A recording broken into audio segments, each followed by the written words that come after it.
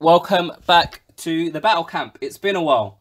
I've been itching to make a video, but there's not really been anything that I've felt strongly enough to talk about, so I haven't. I didn't want to make one for the sake of making one, because I tell you what, it's a bit of a ball ache just in the editing and stuff like that. Not that I'm a master editor, but it just takes time, and unless it's something of value that I'm trying to say to anyone, there's no point saying it. So today, just now, I listened to an interview that Shelly Finkel did on TalkSport, where he discussed the recent happenings in the heavyweight division with the TalkSport presenters. It's a show called, on TalkSport, it's a show called Fight Night, which I think happens every Sunday. And I know Gareth A. Davis, who's one of my favourite journalists in the UK, he covers MMA and boxing, presents it, and there's another guy that presents it with him, and I recognise his voice, but I don't know what his name is. And really and truly, I should just Google it, but I haven't bothered, because I'm lazy and I'm overweight. But that's not why I am making this video. The reason I'm making this video is Shelly Finkel. So he discussed like I said earlier, he discussed the heavyweight division, what's been going on. So obviously he discussed Tyson Fury and he discussed the Joshua fight.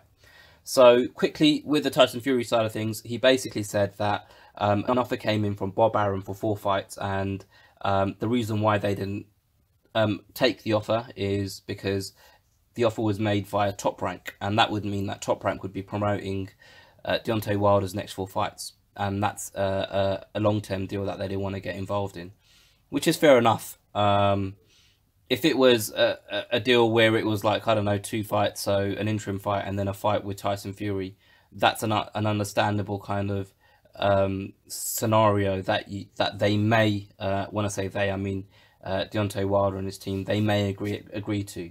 But given the history between Bob Arum and Al Heyman, trying to basically grab Deontay Wilder for 4 fights, which is effectively the next year and a half of his career, that's a big ask, and I can understand why they've turned that down. He didn't actually just go into what kind of money was offered or whatever. That was basically what he said and why they turned it down. He also said that he's certain that these two will fight each other later in the year.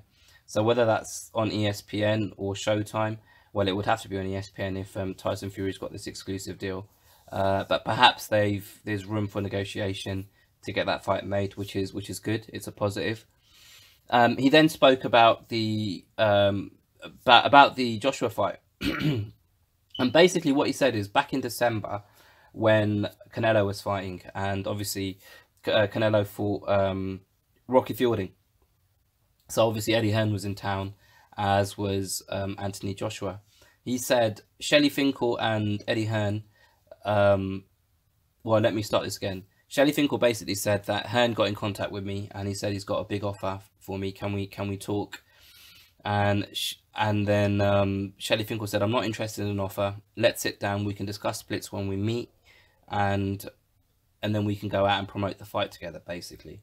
Eddie Hearn agreed to this, and they were meant to meet or speak on the phone on the Friday before the fight. So that would have been Friday the 14th of December. And Eddie Hearn missed the call that they were meant to have. And then Eddie Hearn left a message on Shelly Finkel's answering machine. Shelly Finkel got back in touch with Eddie Hearn, and then they agreed to meet on the Saturday morning, 10 AM, and Eddie Hearn missed that again. So Shelly Finkel effectively explained to us why he hasn't been responding to Eddie Hearn's offers that he's been making. So the two things are, one, because Eddie Hearn missed the 2 meetings they were meant to have in December, and 2, Shelly Finkel doesn't want an offer. He wants a meeting, a sit down.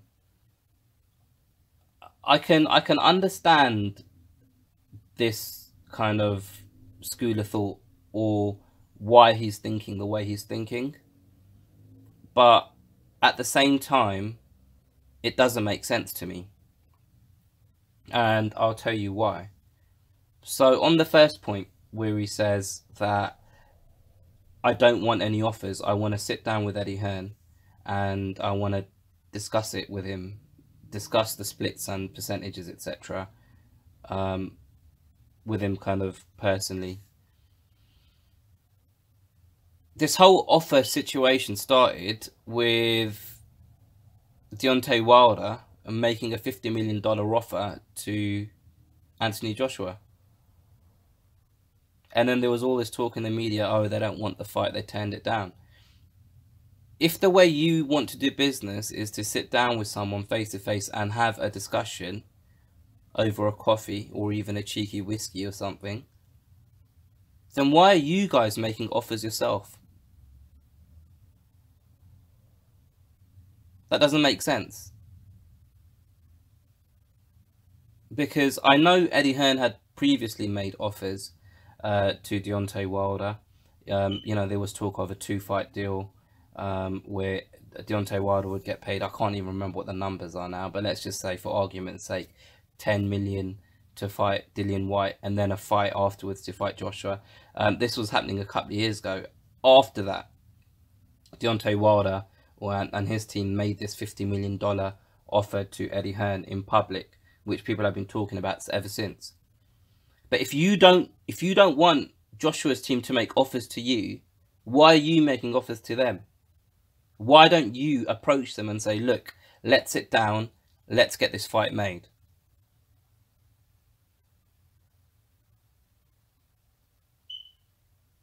If you want to be treated in a certain way, you need to treat other people in the same way. On that same token, it seems like he's ignoring these offers that are coming in via email because Eddie Hearn basically no-showed 2 meetings with him.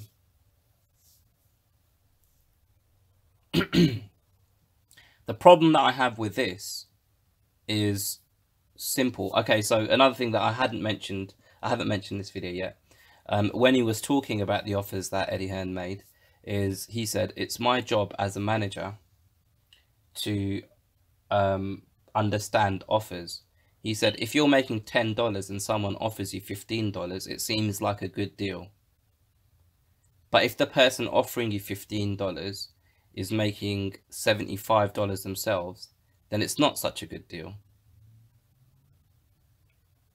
So from that analogy, it sounds to me like this most recent offer that Eddie Hearn has made, ever since the Tyson Fury and Deontay Wilder rematch collapsed, this most recent offer, it sounds to me, Shelly Finkel's basically saying that the offer that's coming from Eddie Hearn is a big offer. And Eddie Hearn's been publicly saying that he's going to offer Deontay Wilder $15 million, around $15 million for an interim fight. And then there'd be a bigger monetary value attached to a fight with Joshua, which would have a 2-way rematch clause. So whoever, you know, if either, no matter who wins, there's going to be a rematch, effectively.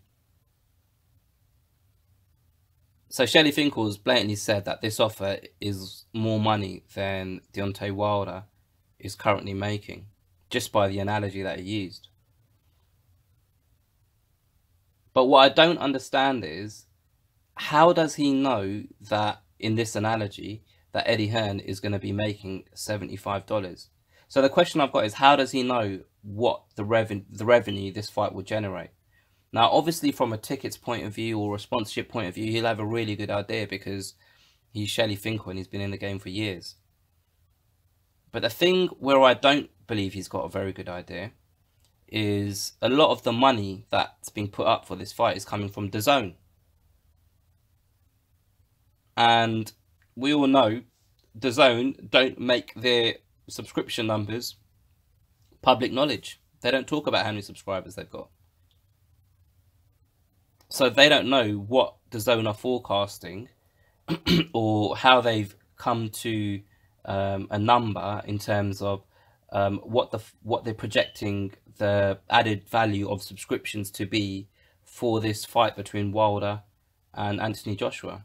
In fact, obviously they're going to have an added number of subscribers for this interim fight that Deontay Wilder is going to have, and then the numbers would go up further for a fight with Joshua and Wilder. But Shelly Finkel doesn't know what these forecast numbers are, does he? Who knows? It might be like industry knowledge. It might just be people in the industry know how many subscribers DAZN have, and they know, you know, the likelihood of the additional subscribers if this fight was made on that platform. I don't know. But for me, it doesn't seem like Shelly Finkel has all the information for him to say that the offer that's coming in for Deontay Wilder isn't enough of the pie. If we put all of that aside, let's just say that Shelly Finkel's correct in his assessment. Let's just say Shelly Finkel's right, and the number that's coming from Eddie Hearn in this latest offer isn't enough, or isn't a big enough piece of the pie, isn't a big enough split. The only way you're going to get yourself a better deal is by picking up the phone and acknowledging the fact that this offer's come in and discussing it with Eddie Hearn. Like, how stubborn do you have to be to only want to do a deal on your terms, which is, don't send me an offer, meet me and discuss it with me? Does that make sense? Like, why does everything have to happen only on your terms? Because for me, you're not the promoter of Deontay Wilder. You're the manager. As the manager, your job is to do two things for the person you're managing. Help them get to a position where they can win titles. So from a sporting point of view, try and manage their career so that they achieve as much as they can from a sporting perspective. And the other thing is, while they're doing that, try and get them paid as much as possible. So Wilder's already a world champion, and here dangling in front of you is an opportunity to win all the remaining heavyweight titles. And with that, you've just admitted that you're going to be getting paid more money than or not you, but Deontay Wilder will be getting paid more money than he currently is earning. It's literally a win-win. And finally, just from a legacy point of view, this will be the biggest heavyweight fight in the last 2 or 3 decades in heavyweight boxing. Literally be the biggest fight. And it's very, very kind of, and the added value to this fight is the fact that both of these guys are in their prime. We're not getting it like how Tyson and Lewis fought, when Tyson had come out of prison and he was kind of past his best. He wasn't the animal that he was before he went into prison. Although it was still a massive fight, it just wasn't a prime Tyson. Same with Pacquiao and Mayweather. Both of them were kind of past their prime. We didn't get that fight when they were both in the best. They weren't the best version of themselves. And currently Wilder and Joshua seem to be. So I just, it kind of bugs me because I'm a fan and I want these guys to fight. And I can understand what Shelly Finkel's saying at the moment. He's pissed off with Eddie Hearn, which is fine. But he's letting his own ego get in the way of his client, effectively. And for me, that's wrong. Anyway, let me know what you guys think. Put your comments below. I'll put this article in the description of this video. Please don't forget to hit the thumbs up, share this video with one of your mates, and please, if you haven't already, hit the subscribe button. I'm trying to get to 100 subscribers by the end of March, and I don't think I'll make it, to be honest, because you fuckers aren't subscribing. Hit the subscribe button, and I'll catch you next time. Bye.